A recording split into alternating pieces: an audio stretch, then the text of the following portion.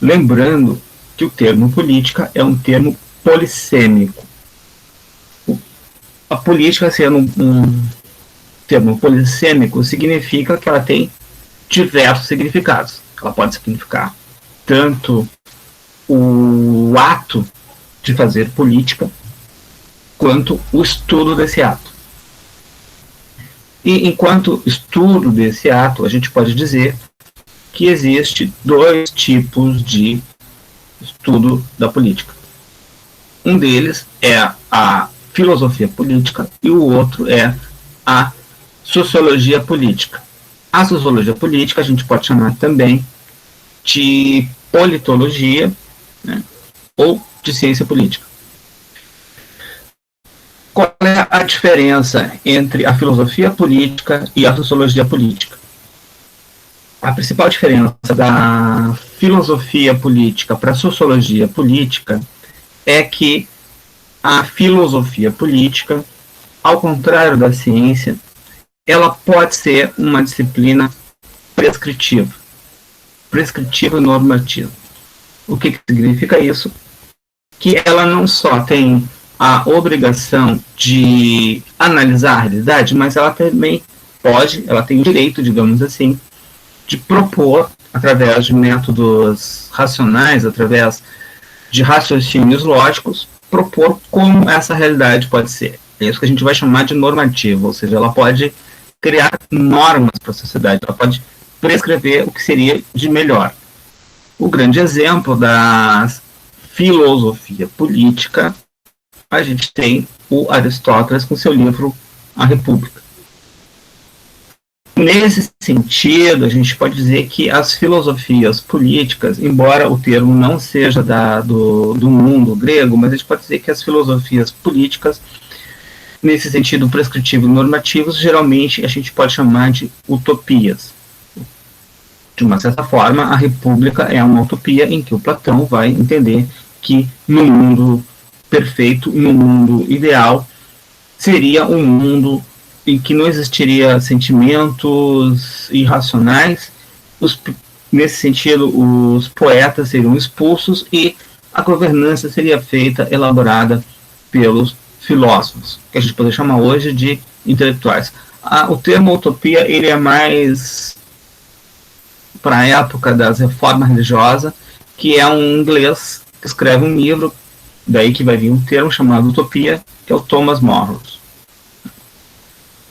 em que ele vai ter a sua visão de mundo perfeito. Até então o termo não era usado, mas a gente pode pensar que a República se enquadra nesse tipo, ou digamos, nessa categoria de utopia, né? Ou seja, onde o Platão imagina onde as coisas poderiam ser, como as coisas poderiam ser. Detalhe importante, né? Repetindo, quando a gente fala em utopia, não estamos falando em um lugar impossível. Não, estamos falando em lugares que não existem, mas que podem vir a existir, né? Ou seja, eu repito, o filósofo é aquele que, a princípio, argumenta de uma forma racional e coerente. Ele vai propor algo a partir de um argumento racional e coerente. Já a ciência política, ao contrário, ela se vê obrigada a descrever a realidade como ela é. Diferente da filosofia política, a ciência política não se dá o direito, não pode se dar o direito de ser prescritiva. E, paradoxalmente, embora a ciência, a sociologia, enquanto sociologia seja uma obra da modernidade, a gente só vai encontrar a sociologia naquele momento do Augusto Comte, né? Naquele momento inicial do desenvolvimento das ciências, da física moderna. Uma área da sociologia é anterior a ela mesma, que é a sociologia política, que alguns vão chamar de ciência política e outros vão chamar de politologia. A nomenclatura a respeito dessa disciplina não é importante, ela se dá só por uma questão de escola no sentido de que os americanos chamam de um jeito, os franceses chamam de outro, e assim por diante. O que vai diferenciar, então, a república da política? Enquanto que o Platão está preocupado em dizer como o mundo melhor poderia ser, o nosso amigo Aristóteles, ao contrário. O nosso amigo Aristóteles viajou por várias cidades, estados, polis gregas, e descreveu. Ou seja, o papel dele era dizer como as coisas funcionavam. Descrever, por exemplo, em cidade tal tinha tantos reis, em cidade tal tinha um órgão consultivo, né, a gerúsia, alguma coisa assim, e descrever não só partes desses mecanismos, dessas instâncias de poder, como também descrever quem é que a compõe. Ou seja, a partir do momento que ele se torna descritiva e analítica, ele está fazendo ciência e não filosofia.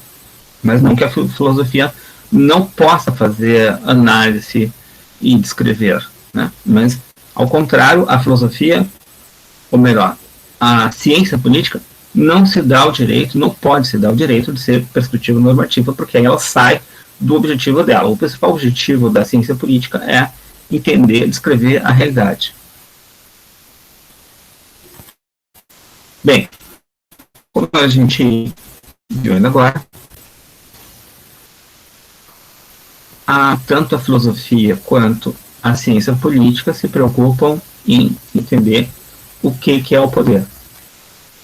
A gente pode dizer que tem várias formas de compreender o poder. Mas, no sentido clássico, digamos assim, a referência clássica e contemporânea de poder, a gente está atropelando ali, só foi a ideia da origem, mas a gente pode dizer que quando a ciência política, enquanto sociologia política na forma contemporânea surge, o grande pensador é o Max Weber. E o Max Weber vai dizer o seguinte: olha, poder é quando eu tenho a capacidade de exercer a minha vontade em relação a um outro indivíduo. Essa figurinha, ela revela bastante isso. Mas antes de mais nada, o que a gente vê? A gente vê um indivíduo em cima de uma mesa e dois carregando ele. Bem, a gente não pode dizer, prestem atenção, que o indivíduo está exercendo, esse sujeito de roupa preta, exercendo seu poder sobre a mesa ou sobre a tela do notebook. Não, ele não está exercendo o poder. Por quê? Na definição do Max Weber, os objetos não são passíveis de exercer poder. Tu não exerce o poder em relação ao objeto. Por quê? Porque o objeto não tem vontade própria. Ele simplesmente não obedece, ele simplesmente ele nem reage, né? Porque ele não tem uma ação. O objeto é inerte. Então, só obedece a lei da física. Não tem pegar um celular, uma caneta. Não é um exercício de poder. O exercício de poder é quando tu exerce a tua vontade sobre outro que tem uma vontade também, que é o caso daqui. Provavelmente, nenhum outro que estão carregando esse indivíduo de roupa preta estão contentes com isso. Não é a vontade deles. Está predominando, então, uma vontade. A gente pode dizer que tem 3 vontades e uma delas predomina. Então, quando a gente tem essa relação, lembrando sempre, o Max Weber está preocupado com a ação social, que é sempre uma relação entre pessoas, certo? A gente pode dizer aqui que a gente tem claramente uma relação de poder. Uma relação de poder, a gente vai chamar que uma relação de poder é caracterizada pelo domínio quando a gente tem a obediência a uma ordem. Então a gente pode dizer que esse indivíduo que está de preto, ele exerce o poder, ele tem um domínio sobre os outros. Um derivado do domínio é a disciplina. Onde é que a gente encontra a disciplina? A gente encontra a disciplina quando a gente vai no exército, por exemplo, num quartel. O que é a disciplina? A disciplina é a obediência automática. Né? A gente pode dizer que esses dois não tiveram antes de carregar um indivíduo, eles tentaram argumentar, eles tentaram se contrapor, mas o salário deles depende do indivíduo que está de preto e então eles se sentiram obrigados a carregá-lo, mas argumentando e provocando resistência.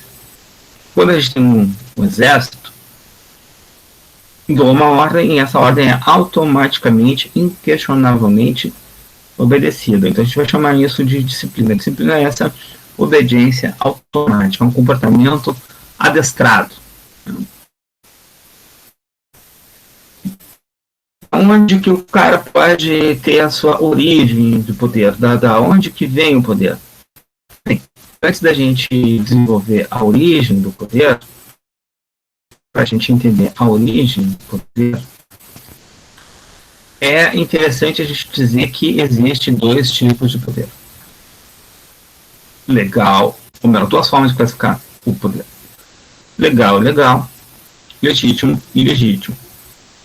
Tem a ver com a sua fonte, a gente vai discutir isso depois. A legalidade do poder barbada.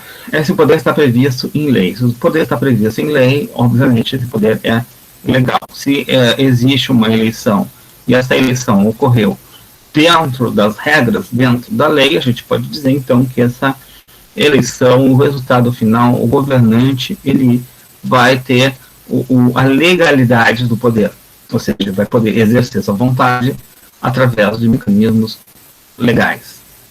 Mecanismos ilegais são aqueles que estão fora da lei.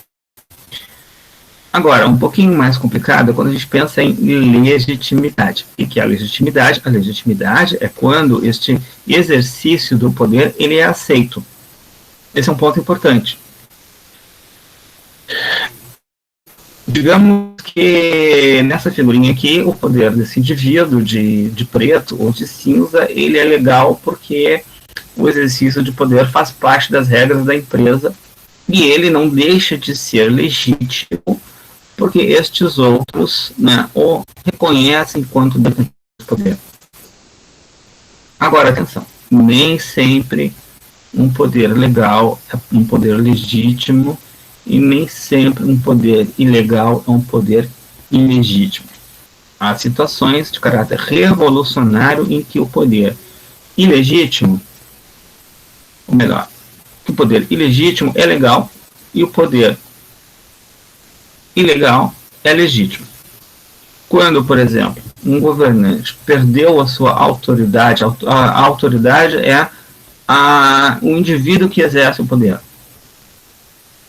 O reconhecimento no indivíduo do exercício do poder. Quando essa autoridade ela perde o reconhecimento dos seus governados, ela perde a legitimidade. Mesmo que ele tenha um aparato legal, jurídico, que lhe garanta o poder, ele pode ser derrubado. Por sua vez, quando surge um grupo ilegítimo, mas um grupo ilegal, mas que adquire a autoridade, ele pode simplesmente derrubar o governante. E para se tornar legal, estaria contra a lei, mas para se tornar legal, barbada, basta criar uma nova lei. Bem, aqui é só uma nota de rodapé no formato de entender o poder,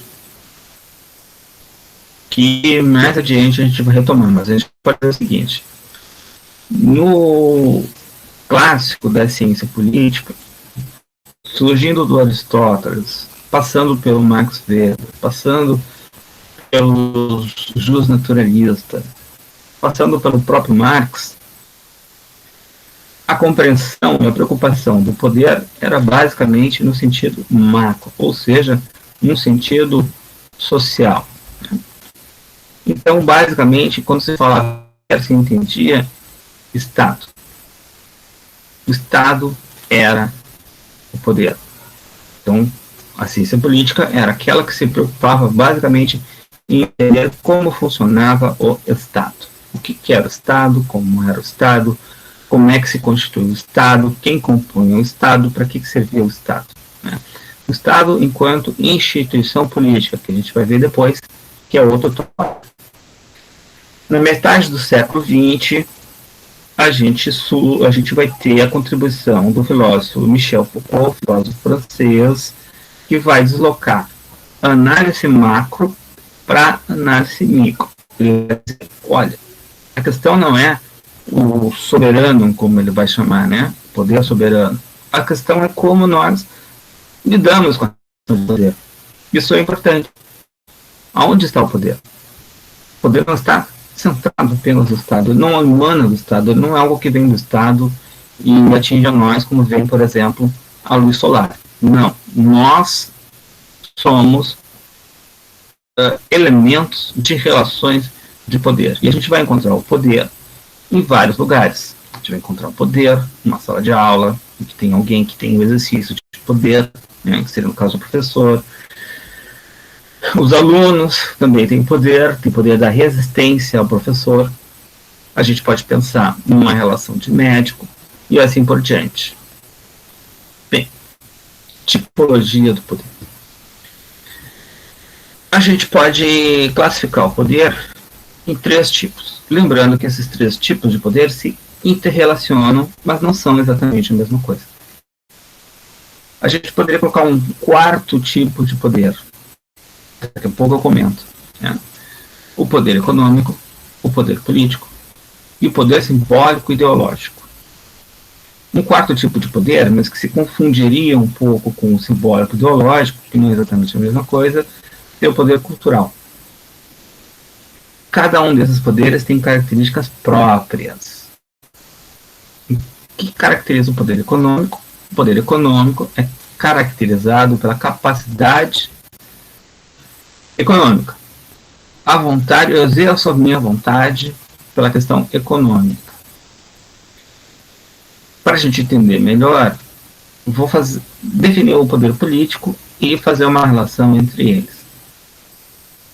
O poder político é aquele poder que eu tenho de criar regras, de dizer, geralmente poder econômico e poder político andam junto, mas para termos de análise, para fazer uma boa análise das situações políticas e econômicas, é importante ter claro que eles são diferentes, eles andam juntos, se confundem, às vezes o mesmo indivíduo tem poder econômico e poder político ao mesmo tempo, às vezes ele só tem poder político, às vezes ele só tem poder econômico, mas, repito, os dois andam juntos, mas tem características específicas, né, conceitualmente, teoricamente, porque o político é basicamente de criar as regras da escola no poder político, as regras de uma casa, o poder político, as regras de uma cidade, é o poder político, as regras de uma federação, é o poder político. Quem cria as regras, quem lida com as regras, né, é aquele que detém o poder político.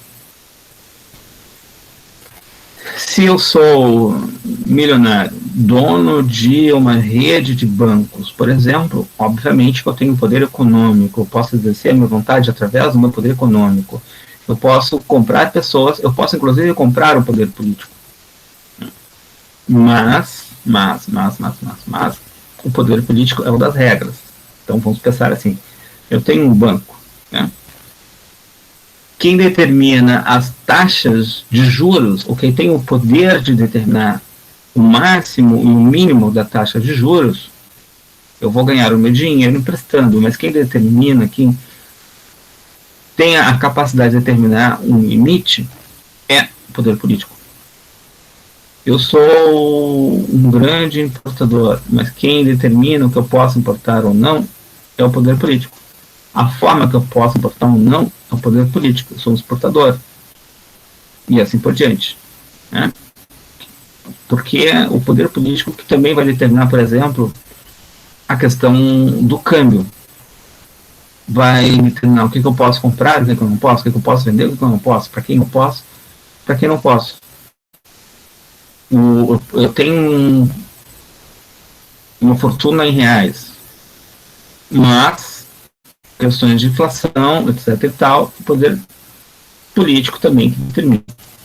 O poder simbólico, o poder ideológico é um poder que está ligado diretamente às verdades, ao saber. A gente pode dizer que Hoje em dia há uma grande resistência simbólica e ideológica em relação às verdades, né? Mas como assim a verdade? Digamos que a especialidade e as profissões, elas são distributivas de poder de verdade. Como, por exemplo, eu gosto de usar o exemplo dos psiquiatras. O indivíduo pode não se considerar louco, mas quem determina se ele é louco ou não é ele. Quem diz a verdade, se ele é louco ou não, é o psiquiatra. O psiquiatra detém o poder de dizer o que é verdade sobre a loucura ou não. Os médicos decidem o que é doença ou não é. Os psicólogos determinam o que é doença ou não é. Ou seja, a capacidade de dizer o que é verdade, a gente vai dizer que é o poder simbólico. Isso é estudado pelo sociólogo francês chamado Pierre Bourdieu. Mas a gente pode também pensar num poder cultural, que esse poder seria o poder da mídia de influenciar as pessoas, de influenciar a forma em que elas criam as suas representações, ou seja, a forma que elas criam as suas ideias e a forma que elas leem o mundo, né? Mas isso seria um outro tema para a gente ir mais adiante. E aqui as origens da legitimidade, né? São 3 tipos, segundo o nosso amigo Max Weber. A legitimidade pode ser de caráter tradicional, ou seja, eu sou uma autoridade, eu consigo exercer a disciplina sobre os meus subordinados, porque a tradição me garante isso. Isso é a marca das sociedades patriarcais. Os estados absolutistas, a legitimidade do estado absolutista vinha da tradição. Meu pai era monarca, meu tataravô era monarca e assim por diante. Ou seja, eu tenho uma tradição. Quando essa tradição começa a entrar em crise, quando o mundo do jeito que sempre foi começa a mudar e as demandas desse mundo já não estão mais sendo capazes de responder às demandas, né? As ofertas desse mundo não respondem mais às demandas, digamos assim, abre brecha para o rompimento com a tradição. E aí aparece alguém que se apresenta como um novo, um líder como um novo, sempre traz uma novidade. Se a sociedade está em crise, esse indivíduo vai aparecer como o salvador da pátria. Então, ele vai romper com a tradição, trazendo algo novo. Ele está fora da tradição, mas a gente pode dizer que ao fazer isso, ao longo do tempo, o que era novidade se transforma em antigo e ele acaba colocando uma nova tradição, ele acaba instaurando uma nova tradição. Um terceiro tipo de origem de legitimidade, de domínio, é a racionalidade. A racionalidade ela é própria das sociedades modernas, industriais, capitalistas. De uma certa forma, ela é uma das marcas da sociedade democrática.